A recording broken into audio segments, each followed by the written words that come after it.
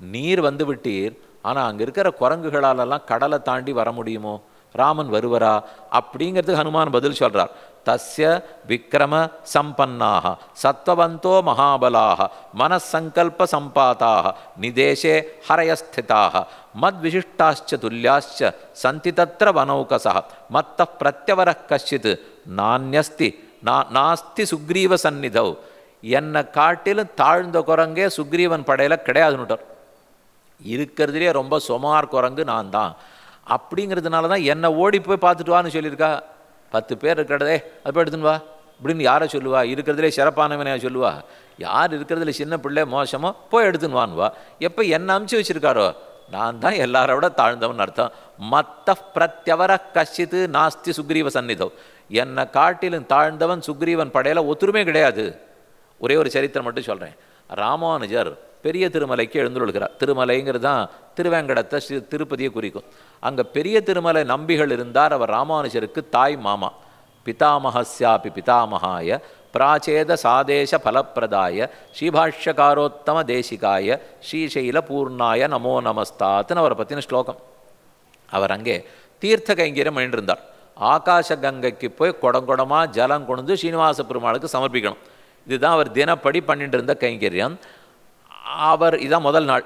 ராமானுஜர் இப்போ தான் திருவேங்கடத்துக்கு வருகிறார். அவரை பூர்ண கும்பம் கொடுத்து வரவேற்கிறதுக்காக அந்த பெரிய திருமலை நம்பிகளே வந்திருக்கார். அவர் மகாச்சாரியர், பெரிய வித்வான். அப்போ ராமானுஜர் கை கூப்பிட்டு சொல்கிறார், யாரோ ஒருத்தர் அனுப்பிச்சு என்னை கூட்டின்னு வர சொல்லக்கூடாதா? இதுக்கு போய் நீரே வரணுமா? நீர் எவ்வளோ பெரியவர், நீரே இதுக்குன்னு வரணுமான்னு கேட்டார். அவர் சுத்து முட்டும் ஒரு தரம் பார்த்துட்டு இவர்கிட்ட பதில் சொல்கிறார், ஊரெல்லாம் தேடி பார்த்தேன், அந்த சுமார் யாருன்னு தான் தேடினேன், நான் தான் தோணித்து, அதனால தான் உன்னை நானே கூப்பிட வந்துட்டேன். இது யார் சொல்லுவா சொல்லுங்கள்? நான் தான், என்னை விட தாழ்ந்தவன் இங்கே கிடைக்கல, அதுக்காகத்தான் நான் வந்தேன்னால். அப்படியே அவர் திருவடிகளே கட்டியாக பிடிச்சின்னு ராமானுஜர் கீழ் விழுந்தார். இப்படி பலரும் தாங்கள் சிறந்தவர்கள் இல்லை, பகவத் அனுகிரகத்தால் இருக்கிறோம்னு இருந்தனர். இதோ ஹனுமான் தான் சாட்சி. அகம் தாவதிவ பிராப்தா கிம் புனஸ்தே மகாபலாக. நான் இவ்வளவு தாழ்ந்தவனே சட்டுன்னு தாண்டி வந்திருக்கிறச்சே, மகாபலம் பொருந்திய மற்ற வானரர்கள்லாம் திண்ணம் வருவார்கள். கவலை வேண்டாம் சீதே, வருவார்கள். மம பிருஷ்டகதௌ தௌச்ச சந்திரசூர்யா விபோதித்தௌ தத் சகாசம் மகாசங்கௌ நிருசிம்ஹாவ அமிஷ்யதா. அப்பவும் ஹனுமான் கேட்குறார், இவ்வளவெல்லாம் வேண்டாமே, ஏன் நேரம் கடத்தணும்? இப்போவே தேவரீர் ஏறிய முதுகில் உட்காந்துக்கும். 10வது நிமிஷம் ராமன்கிட்ட கொண்டு விட்டுவிடுறேன். இதை பண்ணலாம் இல்லையா? இது நமக்கே தோணும். இவ்வளோ தூரம் பறந்து வந்தவர் சீத்தையை தூக்கின்னு போயிருக்கலாமே, இதுக்கு எதுக்கு போய் விஷயத்தை சொல்லி திரும்பி வந்து இத்தனை பாடு பண்ணமானால்? அதை சீத்தை சரியாக மறுத்து விட்டாள். ஒரு நாளும் உம்ம முதுகில் ஏறி நான் வரமாட்டேன், வந்தால் என்ன ஆகும்? ஹனுமாருக்கு புரியல. அப்போ தான் சீத்தை நறுக்கு தெரித்தார் போலே யாரோ ஒரு ராட்சசனாம் இக்கரையிலேருந்து அக்கறைக்கு கொண்டு போய் சிற வச்சான்.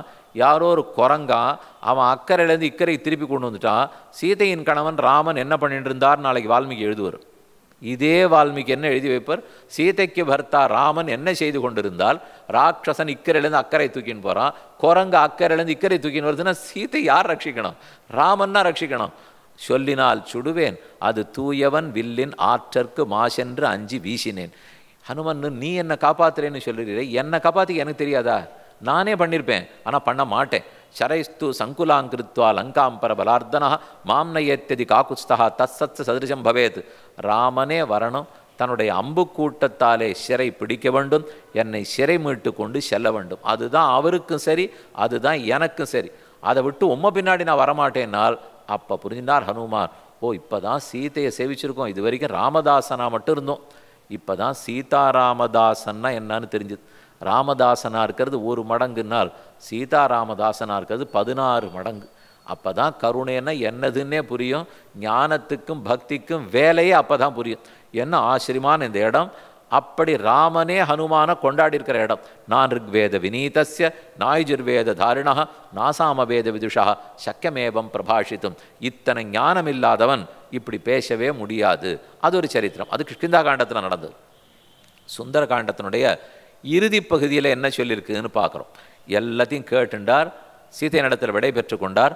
அக்கறையிலேருந்து இக்கரைக்கு தாவி வந்துட்டார். ஜாம்பவானிடத்திலும் அங்கதனிடத்திலும் போயிட்டு வந்த சரித்திரம் எல்லாம் சொல்லிவிட்டார். அதற்கப்புறம் அவர்கள் விசாரம் பண்ணுறதுக்கு ஆரம்பிக்கிறார். இப்போ நாம் என்ன பண்ணலாம்னுட்டு அப்போ இருக்கிற ஸ்லோகம். தத பர்வத மாசாத்திய தத்ராரிஷ்ட மகம் புனஷா பிரதிப்ளவம் ஆரேபே யுஷ்மத் தர்சனகாங்ஷயா ததா சசனச்சந்திரார்க்க சித்தகந்தர்வ சேவிதம் பந்தானமஹமாக்கிரமிய பவதோ திருஷ்டவானிக. அப்போ தான் உங்களையெல்லாம் நினைத்து கொண்டு திரும்ப அங்கேருந்து தாவினேன்.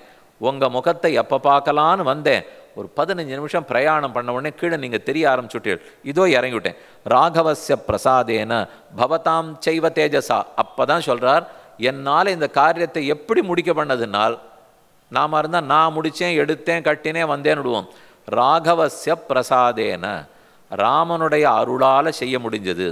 பவதாஞ்சைவ தேஜசா, ஜாம்பவானே அங்கதனே, நீங்கள் கொடுத்த ஒளி, நீங்கள் கொடுத்த உற்சாகம், அதனால் பண்ண முடிஞ்சது. இது என்னன்னா குறிச்சுங்க, கடவுளுடைய அருளால் பண்ண முடிஞ்சது, ராமானுகிரகத்தாலேங்கிறார். அடுத்தது அவர் பண்ணால் மட்டும் போராது, நம்ம ஆச்சாரியர்களும் கூட இருக்கிற பக்தர்களும் தான் நமக்கு தூண்டுகோலாக இருக்கணும்.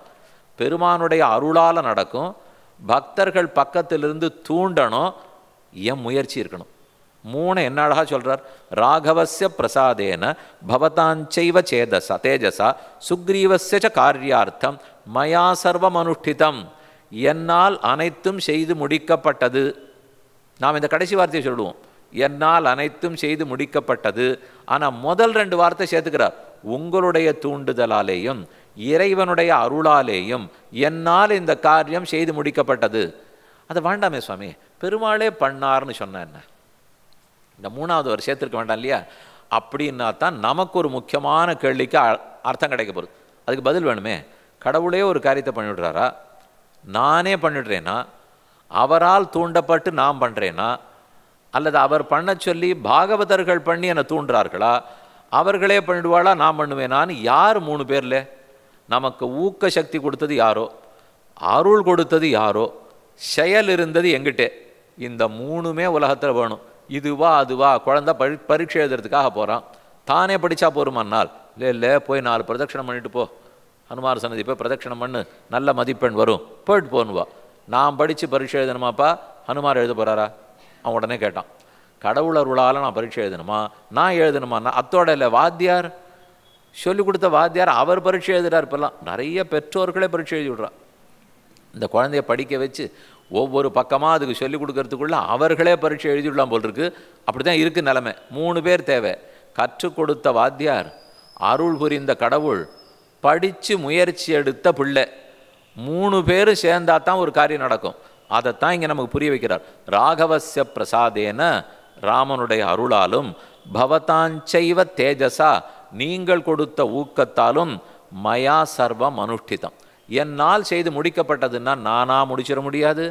கடவுள் அருள் இருந்தால் மட்டும் போராது, பாகவதர்களுடைய ஊக்கம் இருந்தால் மட்டும் போராது, 3 பேர் சேர்ந்து தான் இந்த காரியத்தை நடத்த முடியும். அப்படிங்கிறது ஒரு அழகான அபிப்பிராயம். ஆக்கிரமணம் பண்ணணும்னு முடிவெடுத்தனர்.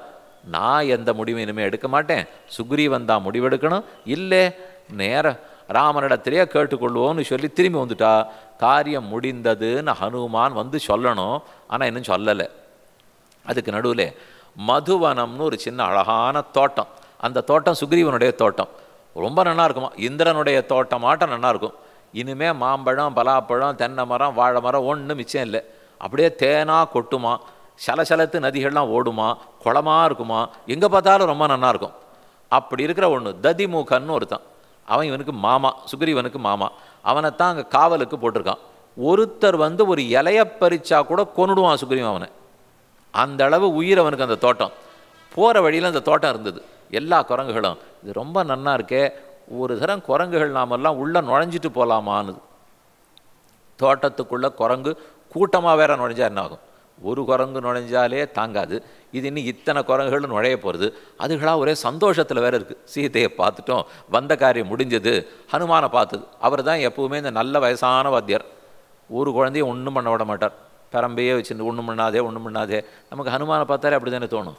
ஒரு குரங்கு எப்படி அப்படி இப்படி ஆட்டம் போடுமோ அதை போல் ஹனுமார் ஆடிங்கன்னு பார்த்துருக்கீங்களா? ஏதோ மற்ற குரங்குகள்லாம் பண்ணும் சுவாமி, எங்கள் ஆஞ்சநேயர் அப்படிலாம் நினச்சி கூட பார்க்க முடியாது. அவர் அப்படியே தான் இருப்பார்னால் இந்த சர்க்கம் மட்டும் கொஞ்சம் மாறுதல். அவருக்கும் ரொம்ப ஆனந்தம்.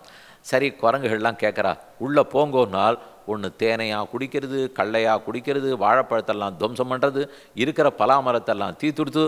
ததிமுகன் எதிர்த்து வந்து உதைப்பேன்னா ஹனுமானே முட்டியால் ஓங்கி விட்டு அவன் கீழே விழுந்தான். விழுந்த அடிபட்ட வேகத்தில் இங்கிருந்து போய் சுக்ரீவன் காலில் போய் விழுந்தான். சுக்ரீவா உன் உயிரினும் மேலான தோட்டம் துவம்சம், தோட்டமே போச்சுன்னா. அடுத்த நிமிஷம் ஒரே கோவம் ஒரு சுக்ரீவனுக்கு நாள் உட்காண்டிருந்தோம். பக்கத்தில் லக்ஷ்மணன் இருந்தான்.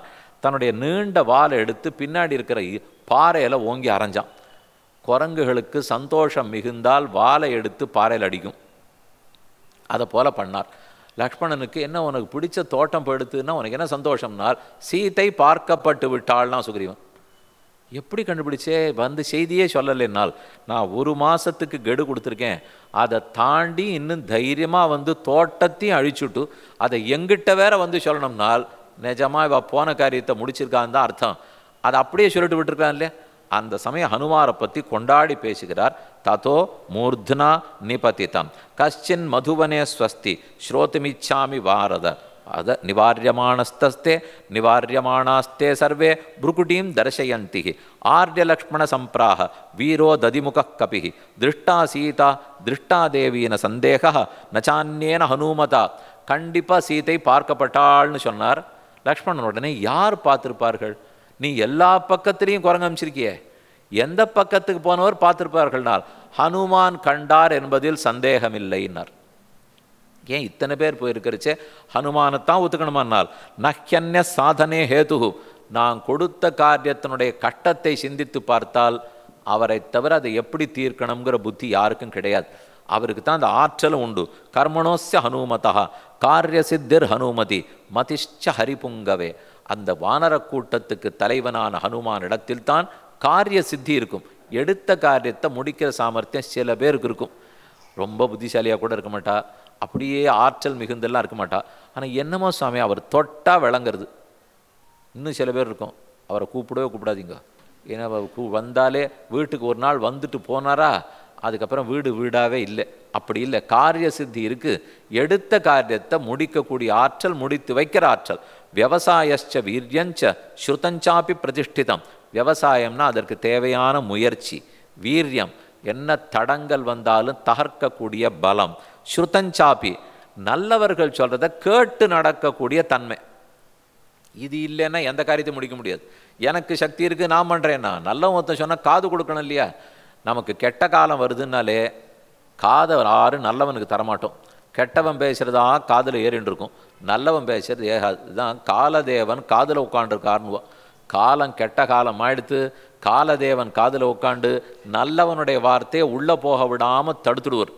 அப்படி இல்லை, ஹனுமாருக்கு நல்லவர் சொல்கிறத கேட்குறாருங்கிறார், நல்லத்தை கேட்டு செய்கிறார், தானு சாமர்த்தியத்தோடு இருக்கிறார். பாதிதா வனபாலாஸ்தே ததா ஜானுபிராஹதா தத பிரகிருஷ்டோ தர்மாத்மா லக்ஷ்மண சஹராகவ ஸ்ருத்வா கர்ணசுகாம் வாணீம் சுக்ரீவ வதனாச்சுதாம் அங்கைஹி பிரகிருஷ்டைஹி காரியசித்திம் விதித்வா பாக்வோர் ஆசன்ன அதிமாத்திரன் அனந்த. போயிட்டு வந்தவர்கள் சொல்லாமலே காரியம் முடிந்து விட்டதுன்னு தெரிஞ்சுவிட்டார். மேற்கொண்டு சுக்ரீவேணைவம் உக்தஸ்து ஹிருஷ்டோ ததிமுக கபிஹி, நீ போய் கூட்டின்வான்னு சுக்ரீவன் சொன்ன உடனே எல்லாரும் போய் ஹனுமானை அழைத்து கொண்டு வந்தார்கள். முன்னாடி அங்கதன், அடுத்து ஹனுமான், அடுத்து வானரப்பட முழுக்க வருது. எல்லா குரங்குக்கும் நான் தான் பார்த்தேன்னு சொல்லணும்னு ஆசை.